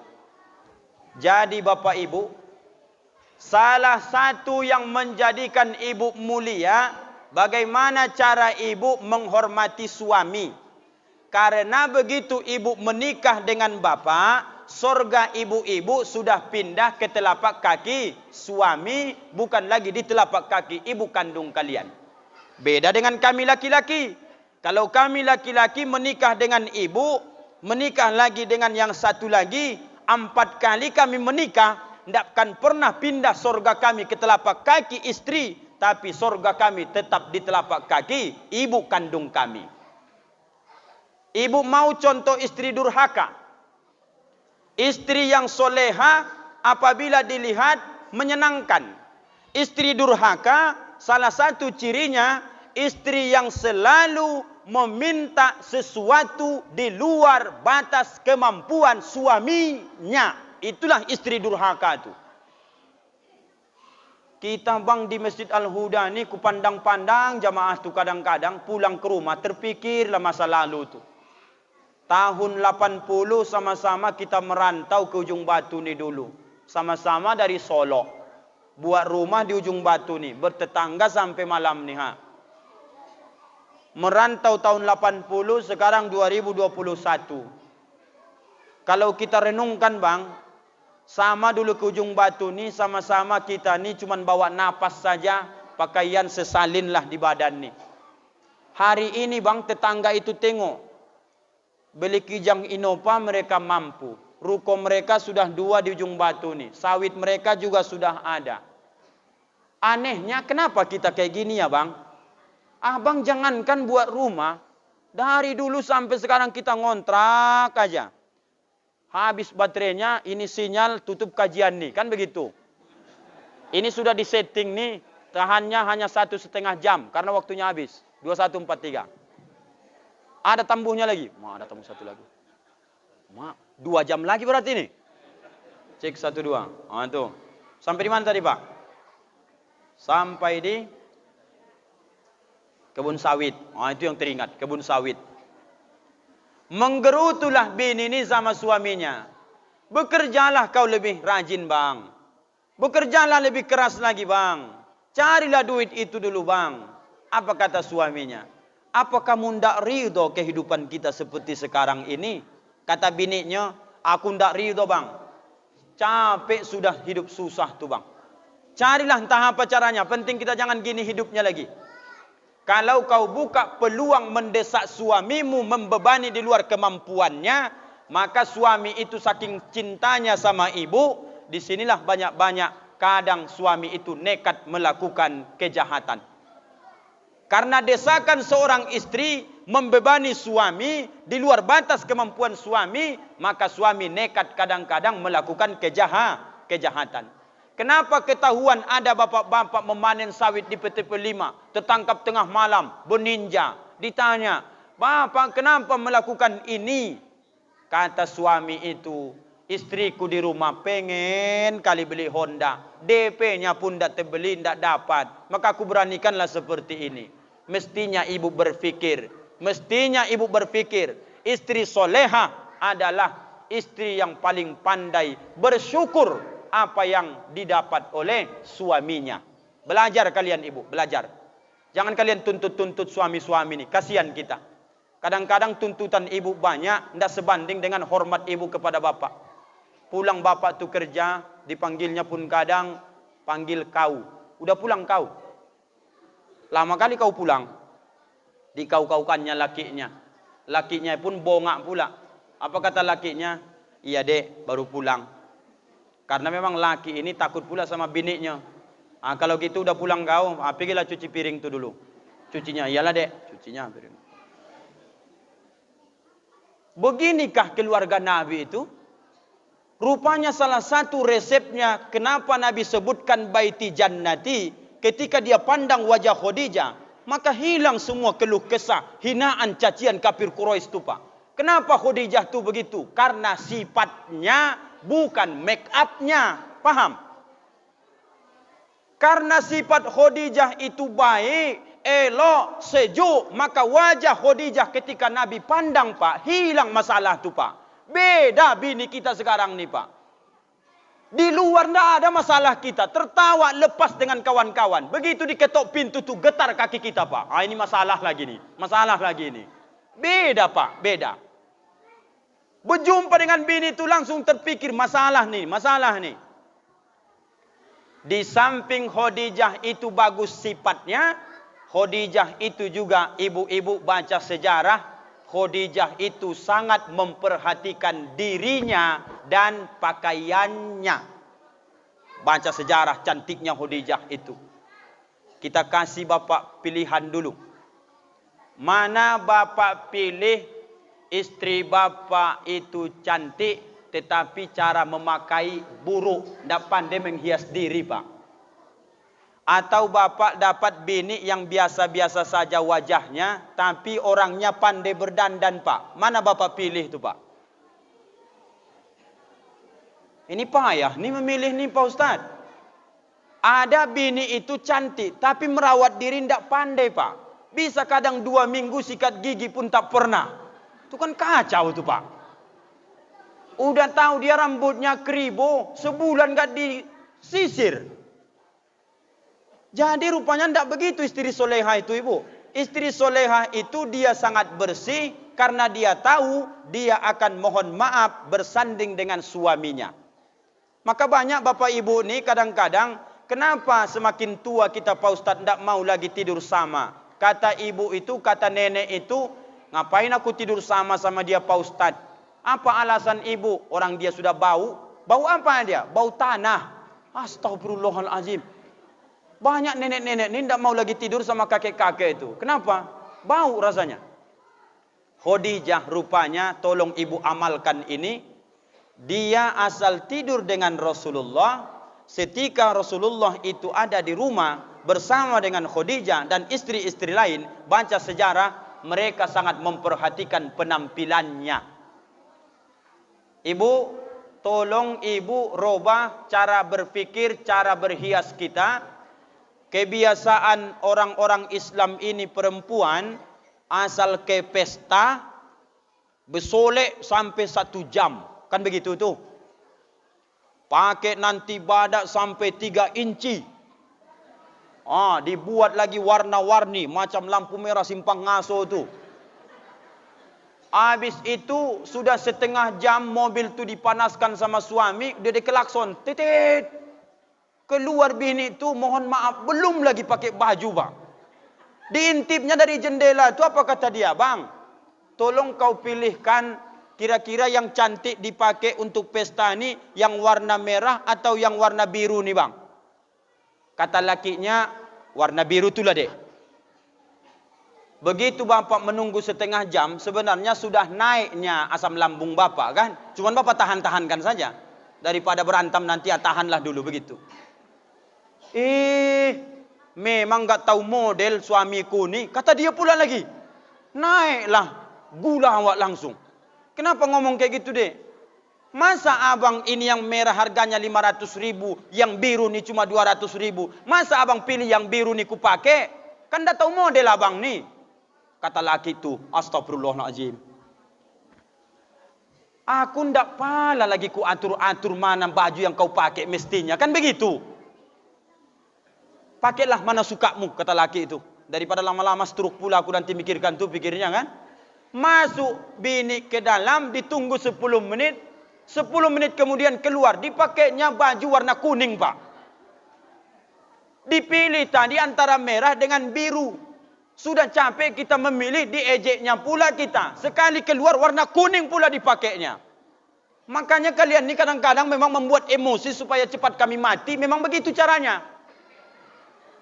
Berubah orang Islam peringati maulid Nabi. Kalau ke pesta kekeramaian, yang memandangmu itu banyak orang-orang yang tak halal melihatmu. Jangan kau bersolek-solek seperti orang jahiliyah.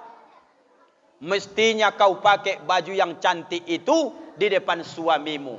Kau pakai bedak yang mahal itu ketika tidur dengan suamimu. Kau pakai gelangmu yang cantik itu begitu bersama dengan suamimu.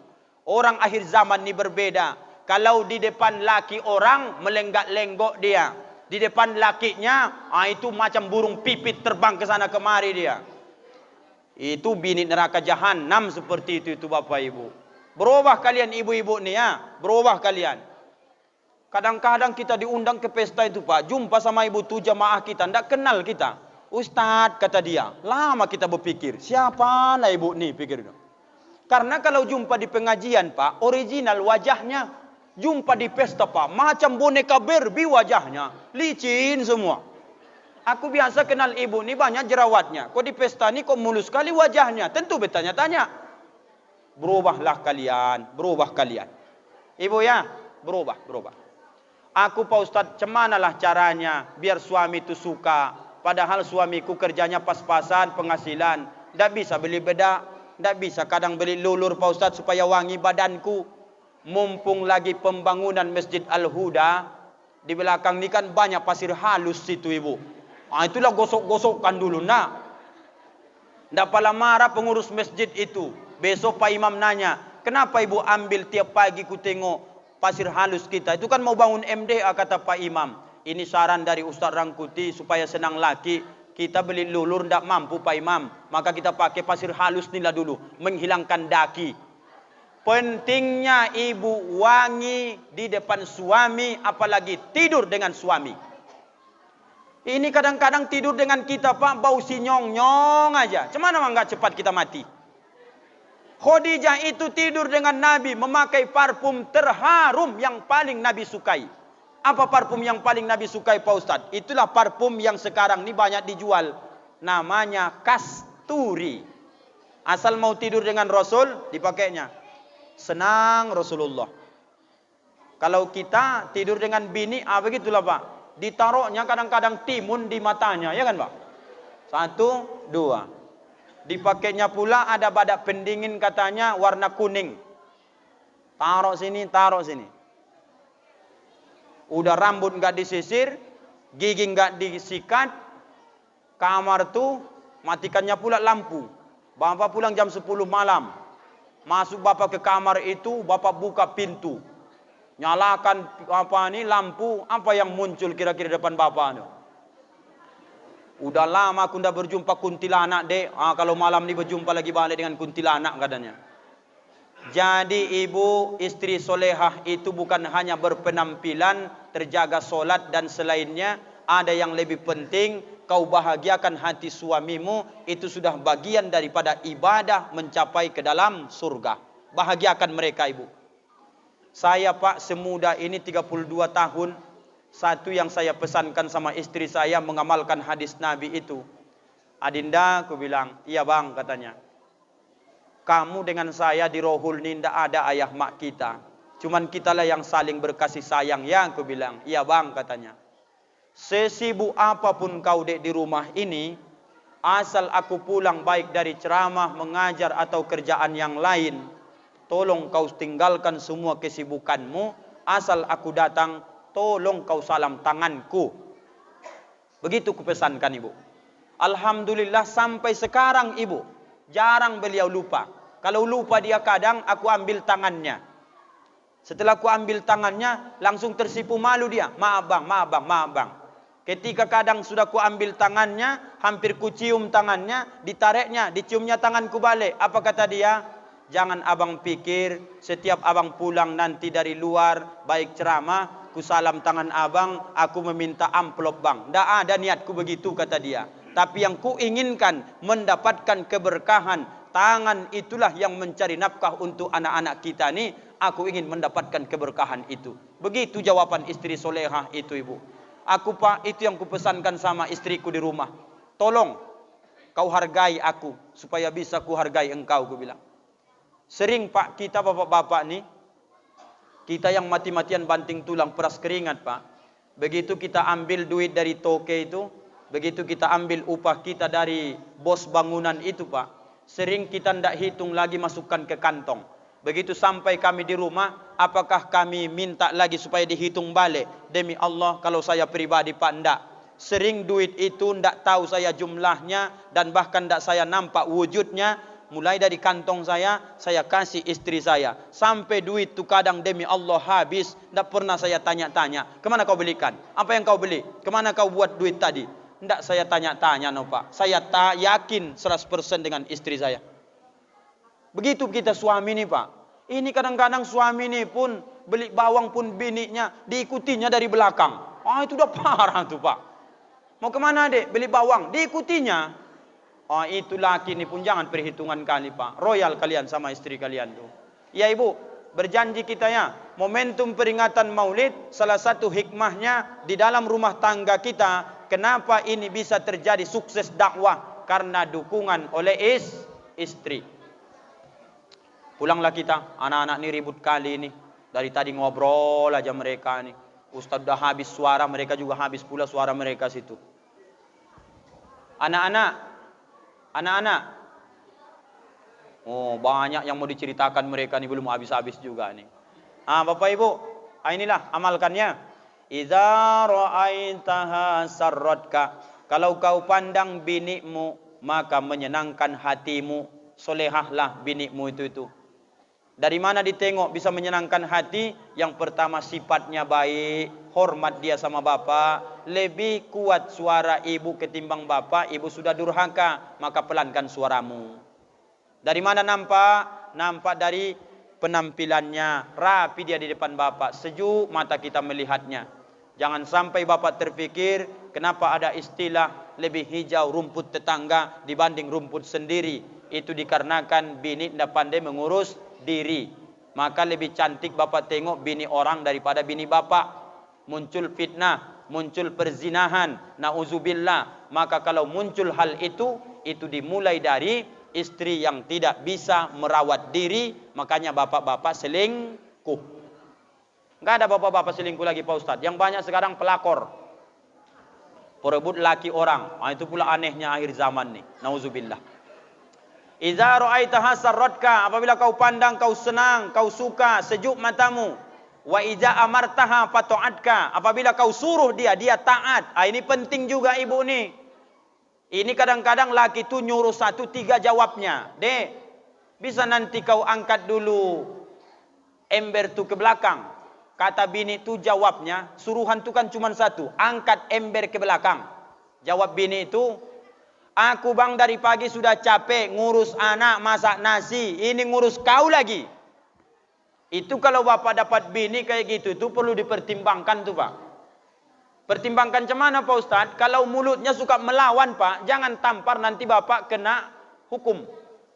Nanti bapak pelanggaran hak asasi manusia. Kalau ada bini itu suka melawan, macam senjata mesin mulutnya. 1 kita tanya, 3 jawabnya. Pengajarannya di samping didoakan supaya dia taat, kau minta saja pilihan sama dia. Kira-kira dek, kau ini cocoknya ditambah atau memang dipisahkan? Begitu tanya dia. Kalau ditambah apa cara bang? Supaya ada kawanmu mengajari sifatmu. Kalau dipisahkan macam mana bang? Supaya terlepas aku daripada cerewetnya mulutmu. Begitu. Bini ustaz enggak cerewet dia. Oh dulu cerewet tuh pak. Kalau kami orang Mandailing ni ada 2 perempuan suku yang tak boleh dinikahi. Saking cerewetnya. 1 Siregar, 2 Harahap. Yang Siregar tu ndak sama saya, tapi Harahap tu sama saya. Ini Harahap ni cerewet nih pak, luar biasa nih. Yang di rumah tu sekarang Harahap tu. Kalau ndak lebih hebat saya, lebih bagak pak, kurasa udah diperbabunya saya di rumah tu. Dulu baru-baru menikah, menyuruh saja itu. Abang nih kata dia, setelah aku jadi ustaz jangan coba-coba. Banyak jamaah tu yang suka sama aku bilang. Main-main kau besok, ini selesai kau nih, aku bilang. Enggak lagi bang katanya, berubahlah pelan-pelan. Sekarang sudah lembut dia. Asal pulang, abang, begitu. Kadang bini itu perlu disop terapi pak, supaya jangan menjadi-jadi. Istri soleha, wa iza amartaha fato'atka. Kalau kau suruh dia, taat dia pak. Adik kalau ke pasar pakai jilbab ya, iya bang. Abang nanti pergi kerja, kau tinggal di rumah nih, tolong kau rawat anak-anak baik-baik, kamu sholat duha ya, iya bang. Nanti kalau abang belum pulang, jangan terima tamu, apalagi laki-laki sebelum aku pulang ya. Iya bang. Nanti siapapun yang datang ke rumah ini, kalau bertanya, kalau itu nanti kamu tengok, ndak kau kenal, jangan kau buka pintu ya. Iya bang. Itulah yang kami inginkan dari laki-laki ini sebagai suami kepada istri. Tapi rata-rata istri ini ndak, membangkang aja. Bapak Ibu yang dimuliakan Allah, terakhir. Kenapa sukses dakwah Nabi? Karena dukungan dari istri yang solehah, terutama bernama Khadijatul Kubra. Kenapa Bapak Ibu sukses beragama? Karena saling mendukung di dalam rumah tangga. Saya sukses sampai malam hari ini memberikan tausiah peringatan Maulid Nabi. Itu salah satu pendukung saya adalah istri saya Bapak Ibu. Kalau seandainya istri saya tidak mendukung dakwah ini, tidak sampai saya ke Masjid Al-Huda malam nih. Bisa Bapak Ibu bayangkan, kalau saya minta nanti, mana jas abang? Kata dia, kau cari aja sendiri. Kan ada matamu, kata dia umpamanya begitu. Ini enggak jadi Maulid Nabi nih, kan begitu kira-kira. Sarung abang ini mau pergi nih ceramah Maulid ke Al-Huda, jamaah menunggu tuh. Kau tengoklah bang di rak piring, mana tahu ada di situ kata dia. Lobeh ada tengok. Semalam dipinjam Pak RT belum dibalikkan lagi bang. Makin kacau kita nih. Tapi istri itu tidak begitu. Sebelum Ustadz bertanya, kata dia, bang, nanti malam abang Maulid Nabi di Al-Huda, abang mau pakai baju yang mana? Senang dah hati bu? Demi Allah senangnya minta ampun. Nanti malam abang dah pakai jubah lah dek, pakai baju koko putih saja. Sudah ku setrika bang. Kainnya yang mana bang? Agak merah sedikit. Itu bang dusu setrika bang. Jas abang ada di mobil. Serban abang ada di situ. Apalagi yang kurang bang? Minyak wanginya mana? Itu bang. Semua disediakan. Maka tolong jamaah doakan. Mudah-mudahan istriku ini masuk surga nih besok insya Allah. Amin. Bapak juga solat begitu pak. Kalau bapak sebenarnya didukung sama istri bapak, kita laki-laki ini rajin kita ibadah pak demi Allah. Tapi kadang mau solat maghrib saja kita sarung pun tidak ada yang disetrika. Azan sudah berkumandang. Mau pergi nanti solat sarung gak disetrika kan malu kita pak. Diejek kawan kita nanti. Jago juga kau buat per mobil ya, kata kawan tuh. Mana pernya? Itu sarungmu berper dia. Ada ku tengok begini-begini. Kau sujud kadang bolak-balik dia. Diejek kawan kita, malu kita pak. Coba ibu-ibu ini berpikir, bagaimana supaya lakiku rajin solat ke masjid? Intinya sediakan fasilitasnya supaya rajin dia ibadah. Itu pak. Tolong ibu, perhatikan suami masing-masing. Jangan asik memperhatikan suami orang saja. Perhatikan suami sendiri dulu. Supaya rajin abang solat, mulai besok subuh. Sarung abang ini, jas abang ini. Kalau perlu baju koko ini, jubahnya ini, serbannya ini, pecinya ini. Berangkat abang solat ke masjid. Kalau istri soleha, cara menyampaikan baik, niatnya baik.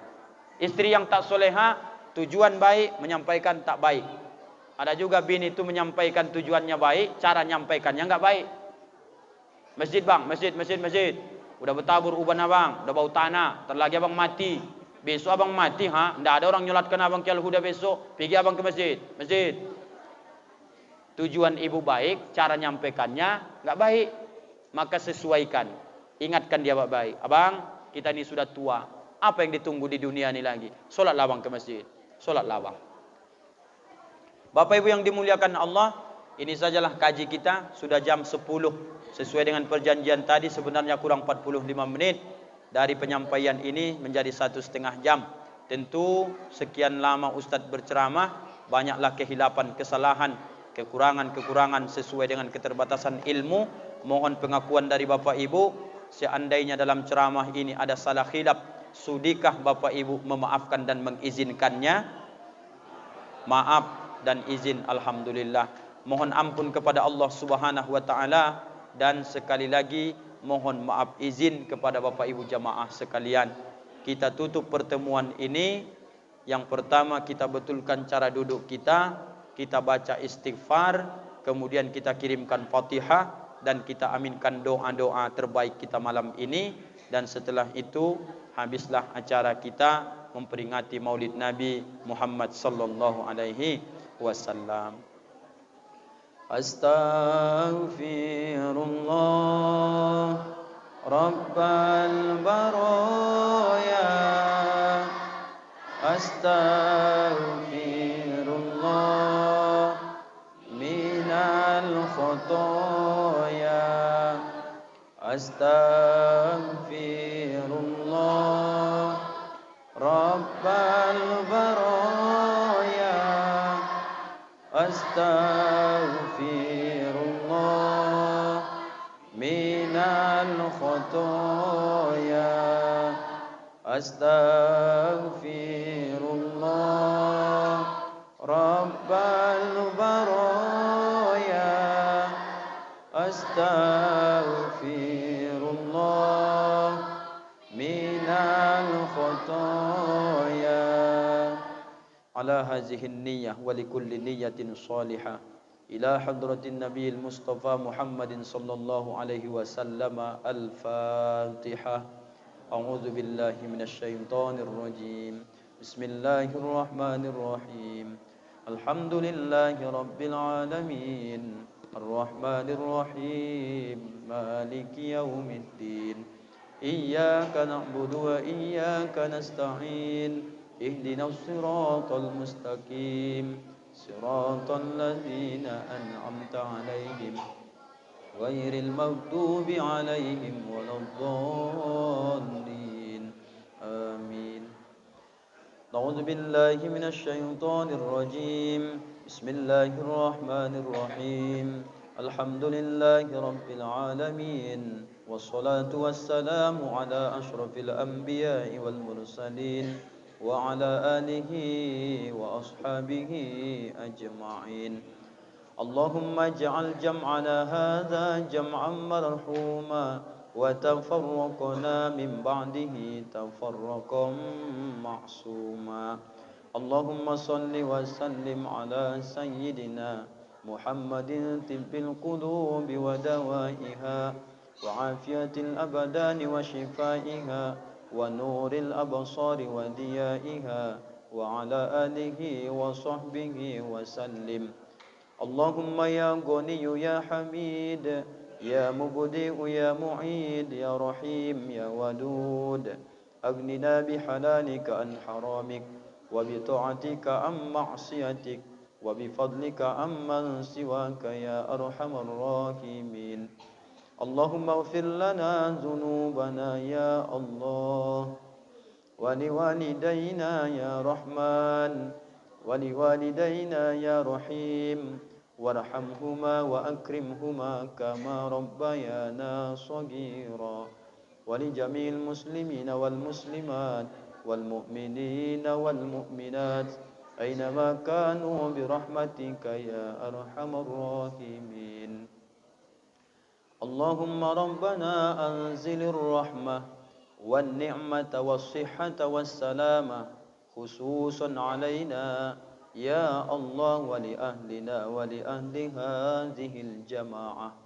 اللهم ربنا ظلمنا أنفسنا وإن لم تغفر لنا وترحمنا لنكونن من الخاسرين.